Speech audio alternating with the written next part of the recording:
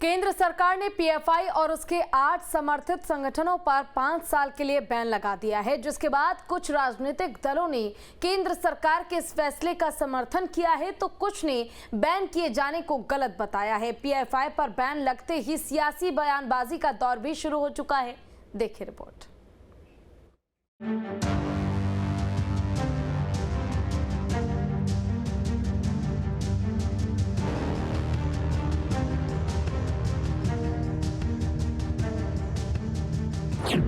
PFI पर केंद्र ने लगाया 5 साल का बैन। 8 सहयोगी संगठनों पर लगाया बैन। एनआईए और ईडी की कार्रवाई के बाद लगाया गया बैन। दंगे, हिंसा भड़काने, टेरर लिंक का है पीएफआई पर आरोप। टेरर लिंक के सबूत मिलने के बाद पीएफआई यानी कि पॉपुलर फ्रंट ऑफ इंडिया पर केंद्र सरकार ने बैन लगा दिया है। सिर्फ पीएफआई पर ही नहीं बल्कि उनके 8 सहयोगी संस्थाओं पर भी बैन लगाया गया। टेरर लिंक को लेकर केंद्रीय एजेंसियों से मिले पुख्ता सबूतों के आधार पर गृह मंत्रालय ने पीएफआई और उसके 8 सहयोगी संगठनों पर 5 साल का बैन लगा दिया है। जहां बीजेपी और उसकी सहयोगी पार्टियों ने केंद्र सरकार के फैसले का समर्थन किया है, तो वहीं कुछ विपक्षी पार्टियों ने भी केंद्र के फैसले को सही बताया।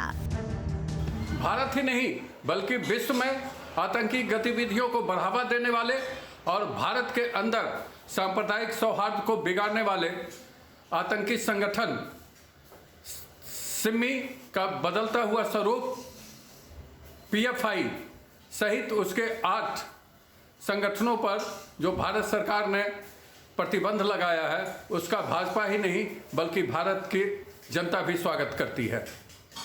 और ये प्रतिबंध वैसे लोगों के गाल पर करारा तमाचा है जो पीएफआई के नारे पाकिस्तान जिंदाबाद का शिवानंद तिवारी जैसे जो राजद के राष्ट्रीय उपाध्यक्ष हैं समर्थन करते हैं।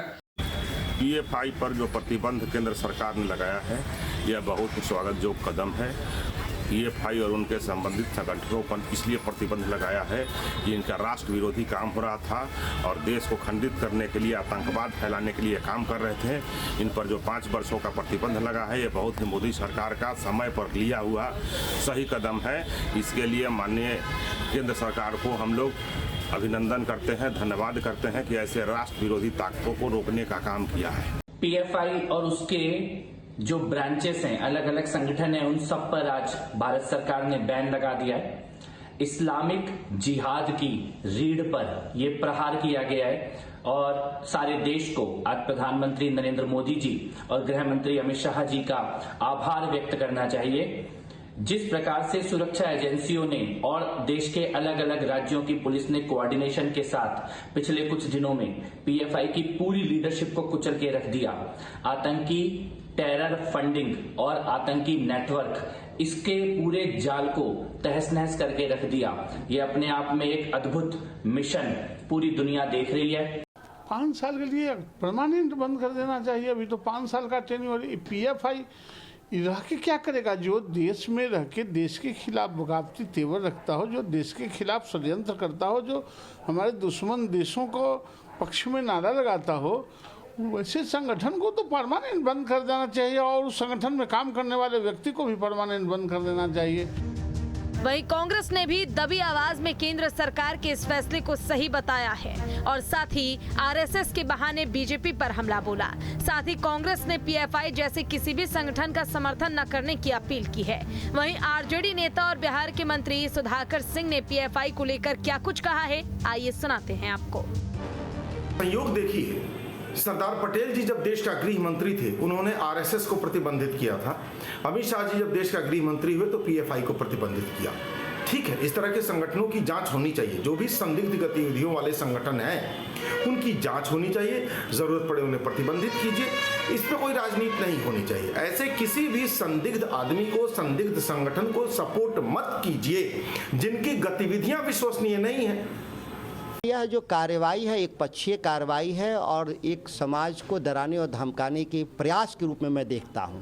अन्यथा 8 साल से सरकार में है भाजपा के लोग, देश में बैठे हुए लोग। अगर 8 साल पहले वो गैर कानूनी नहीं थे 7 साल पहले गैरकानूनी नहीं थे, 6 साल पहले तक गैरकानूनी नहीं थे, 5 साल, 4 साल, 3 साल, 2 साल, 1 साल पहले तक गैरकानूनी नहीं थे, आज अचानक से कैसे गैरकानूनी हो गए?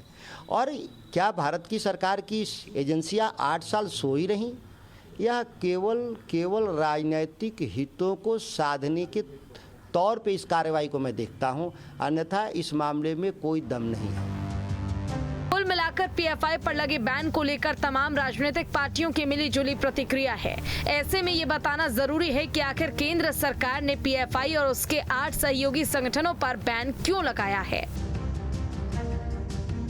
क्यों लगाया गया पीएफआई पर बैन? देश में कई हिंसा, दंगा और हत्याओं में पीएफआई का नाम आता रहा है। नागरिकता संशोधन कानून के दौरान देश भर में हिंसक प्रदर्शन में आया नाम। कर्नाटक में बीजेपी नेता की हत्या के मामले में आया पीएफआई का नाम। देश विरोधी एजेंडा चलाने का भी पीएफआई पर है आरोप। गैर कानूनी तरीके से फंड लेने और कट्टरपंथ फैलाने का आरोप, आतंक आधारित शासन को प्रोत्साहित करने का आरोप। कई दंगों में भी इस संगठन का नाम आ चुका है। एनआईए, ईडी की जांच के बाद केंद्र ने लगाया बैन।